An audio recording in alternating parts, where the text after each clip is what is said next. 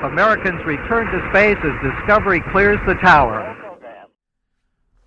Welcome back, TTMTrades. I know I haven't recorded, give or take, in about a week, so I just wanted to do, a quick touch bases on the SPY real quick and just, what I'm looking at and how I'm seeing things as far as utilizing the double Bollinger Band strategy that I love to use, and just as far as what play we played today in the Discord. So looking at the SPY big picture wise, right, and this is on a month-to-month basis, right. The SPY is still intact on a month-to-month basis. Okay, as you can see here, still holding above that middle Bollinger Band, and it's been holding strong since we've come out of the financial crisis back in '08. Right, it's been holding strong.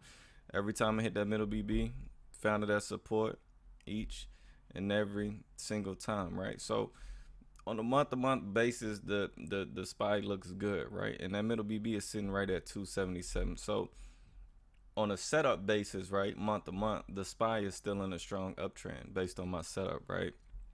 If we go to the weekly chart, right, then you can clearly see that we've fallen below that middle BB, which we've used as support since early 19 as we had that strong run in the uptrend. We straight up violated that middle Bollinger Band, and now we're pushing. We pushed outside the 2 standard deviation Bollinger Band right below, but immediately some buying came into play this week, and now we're sitting back at 288.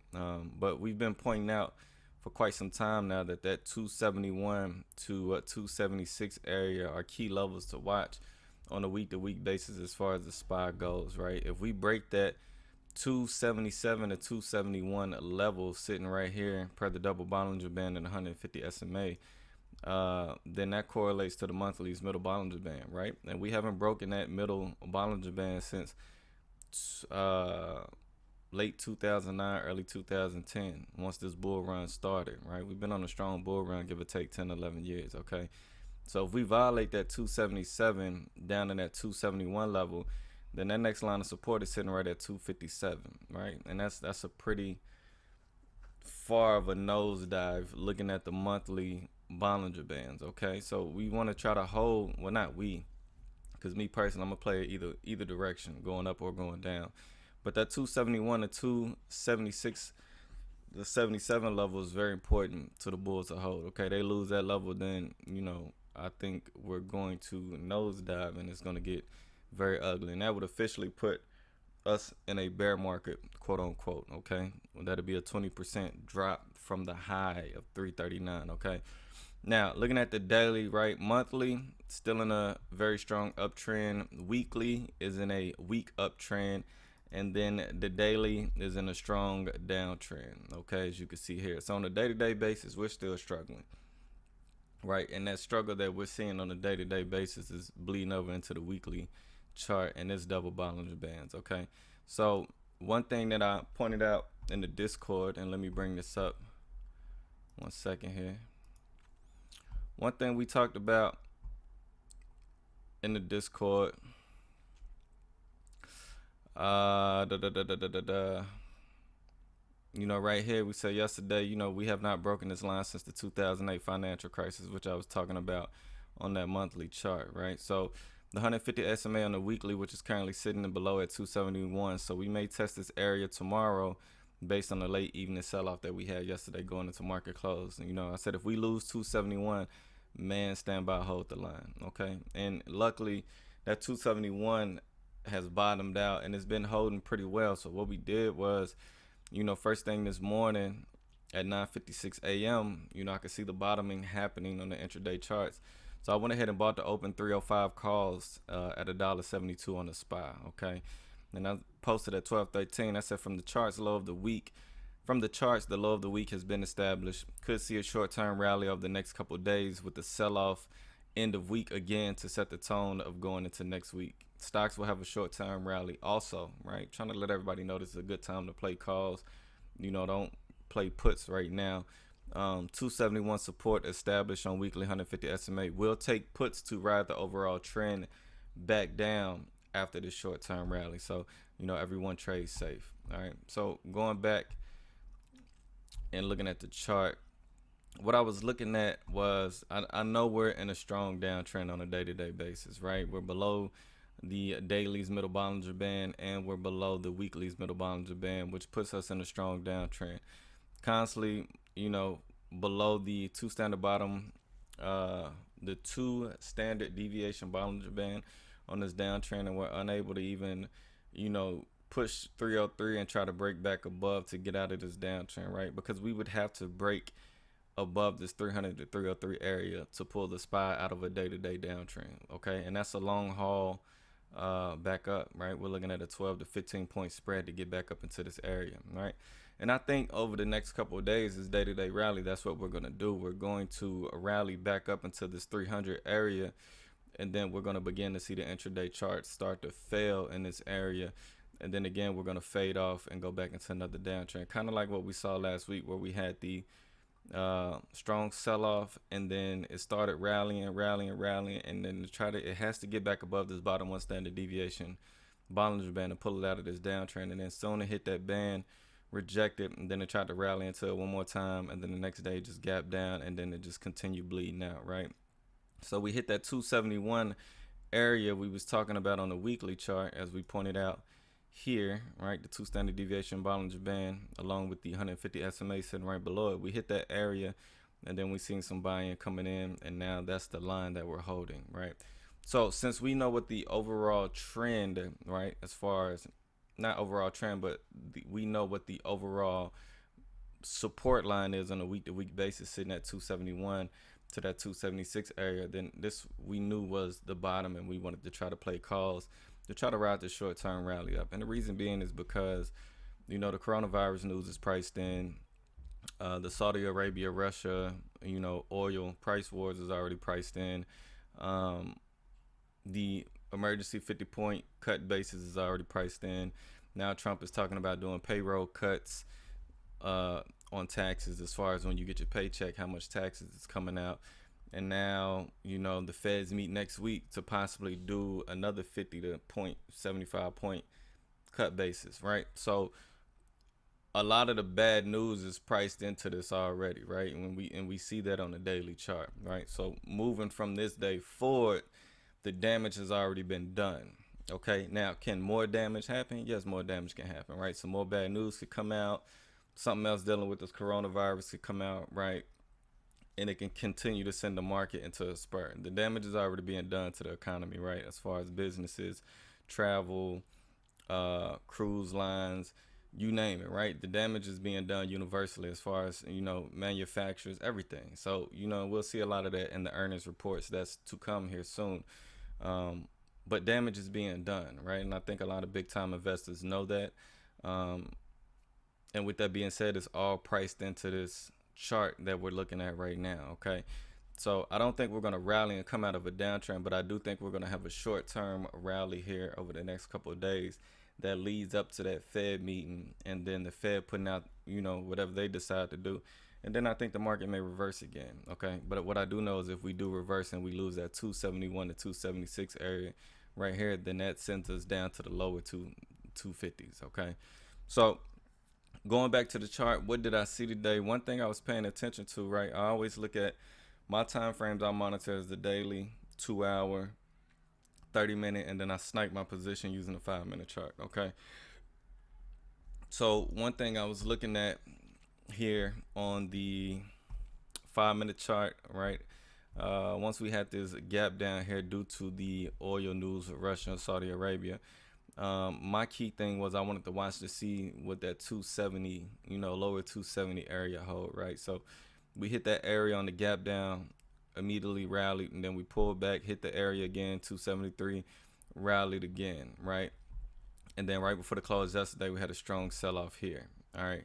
Now, when we had the gap up this morning, my key thing was, one, the PMO has crossed over both its averages and is trending up pretty well, right? RSI is holding above its averages along with the Shande, okay? So that lets me know that the overall trend is beginning to shift, right? We went from a downtrend on the intraday 5-minute chart to now we're consolidating. I get this morning gap up here, and now my indicators is telling me that the trend is beginning to shift, right? So as I see this gap up to 285, mind you, this is the middle Bollinger Band on the 30-minute chart. So I'll zoom out to the 30-minute chart to kind of get an idea of how we're positioned on the 30-minute chart. So then I look, I see we gap up towards the middle BB, and now we're beginning to pull back. So I check my indicators to see how we're aligning with the price action, because I feel like we're doing some base building here.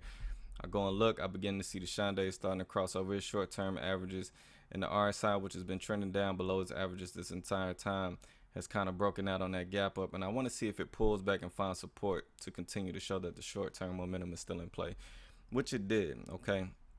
And I'm noticing that the PMO is starting to curl up, even though it's deep in bear territory below that zero line. I'm starting to see it flatten out, and I'm noticing that, okay, maybe this downtrend is consolidating and continuing, well, beginning to cease, right? So I'm like, all right, I'm gonna play this bottom. All right, we already know overall on a week-to-week basis, 271 to 276 range is a strong support area. If we lose that area, then we're gonna go down to lower 250s. Okay, so this is the area we probably want to try to hold, right? So I already know there's some buying coming into this area. I'm already seeing intraday charts align with what we see on the weekly support level. So then that's when I post in the Discord, hey, you know, the bottom has already been dug out. We could possibly be consolidating here, to possibly going a couple of days of rallying, 2 or 3 days of rallying. Okay. There's a lot of good news supposedly around the corner, right? Fluff news, Fed cuts and payroll cuts and all that. A lot of things that hasn't been seen yet, but it makes the masses feel good to buy stocks and flood into it. Okay. So I'm watching this as I get this pullback here. All right, mind you, I don't see any of this other data here. I'm trying to time this entry perfect, right? So what I want to see on the pullback is when we pull back, I want to see if we hold this top 1 standard deviation Bollinger Band and get a bounce and then continue to the upside, right? With the same thing, I'm watching the RSI and the Shande to see if they get a bounce off they short-term and medium-term averages, right? So as we get that bounce right here, and I get that little hammer right here, I see there's some buying come in, and then immediately when I see the buying come in on the next 5-minute candlestick, along with its averages bouncing, I hurry up and I take my position in the 305 calls, because I think we're going to rally to 305. And the reason I say that is because, this area right in here on the 2-hour chart above the middle Bollinger Band and sitting right here at 307 has been where the price action has failed every time, right? I always use the 2-hour chart as a precursor to let me know what the daily is going to do. Okay, it's a lot of data packed in to those 3 2-hour candlesticks, and it gives me a strong idea of what we're going to do as far as bleeding over into the daily, right? So when we pushed up into that middle BB and got rejected last week, and then we pushed up again and couldn't hold and got rejected, I looked back out to the daily to see, okay, 313, what was sitting at 313 at the time? Well, what was sitting at 313 was the bottom 1 standard deviation Bollinger Band on the daily chart, right? Which is what we need to get above to take the daily out of a downtrend, okay? So now I know that's a strong line of resistance. So I look to see where it's at now. I know it's sitting right at 303 with the 150 SMA sitting at 307. All right, so when I zoom back in to the 2-hour chart, I see that 1 standard deviation again sitting at 307. So I know this is a strong line of resistance that we're going to have trouble pushing through, okay? Because one, if we break through that, then that takes the daily chart out of a downtrend, right? And I think on a day-to-day basis, we're not coming out of a downtrend anytime soon. We need to do a lot of consolidating and a lot of base building, which could take a couple of days to a couple of weeks for the daily to kind of settle out, do some consolidating, build a base, and then try to break out to the upside, right? But just looking at the daily, we haven't even established a low yet, right? We thought we established at 285 as a low, ran up, got rejected by the 1 standard deviation, and now we came back down and we created another low, right? So a lot of times when you create a new low, you normally want to retest that low to make sure that that's a safe low before people start flooding back in. So I say, and what I believe is, we're going to rally up to that 303 to 305 area as we see here on the 2-hour chart. All right, reason why I bought 305 calls today. And we're going to rally into that area as far as going into the news into next week, as far as with the Fed rate cut and everything. And once we rally into that area, right, depending on what's said or what happens, we're going to fade out, and then we're either going to do another double bottom at 273, or we're going to break down and create another low. What I'm seeing here on the 2-hour chart, okay? But for now, you can see the 5 minute and 30 minute chart are rallying pretty well. Okay, the 5 minute chart showing very bullish signs. The PMO is above both its averages and now in positive territory. You can see it's been in bear territory the whole time. And we've crossed above the 150 SMA, and we're holding above its middle Bollinger Band, which is currently sitting at 281. So any pullbacks to that 281 area with another leg of a strong uptrend, I'm fully comfortable with it, right? But the 5 minute chart is in a strong uptrend, right? Now, granted, it's just a 5 minute chart, right? A lot of that minute data still has to feed into the bigger picture. But just on an intraday time frame on a 5 minute chart, which is good for sniping your entries. And I sniped mine a little early here. And when it started to pull back like this, yes, I was down on my position. But again, this is why you have to have trade setups that you trade, okay? As it began to pull back right here, one thing I was monitoring was, we pushed up to that zero line to try to break out of this bear territory. But as we got rejected, I wanted to see was the PMO going to continue on a downward and break below its long-term average right here, this green line. But as I began to see it curl back up and we was constantly testing that 270 area and holding, I knew just to hold my position and wait for the breakout above the 150 SMA. Now, one of my rules is when we break out of the bands on one time frame, what do I always tell my to the moon community to do, right? You want to zoom out to the next higher time frame to see what those resistance levels are. So as we begin to break out of the bands and above the 150 SMA, I zoom out to the 30-minute chart, and now I'm looking at the next areas of resistance, right? So we had that top one standard deviation Bollinger Band sitting at 286.95. We'll round it up to 287, give or take.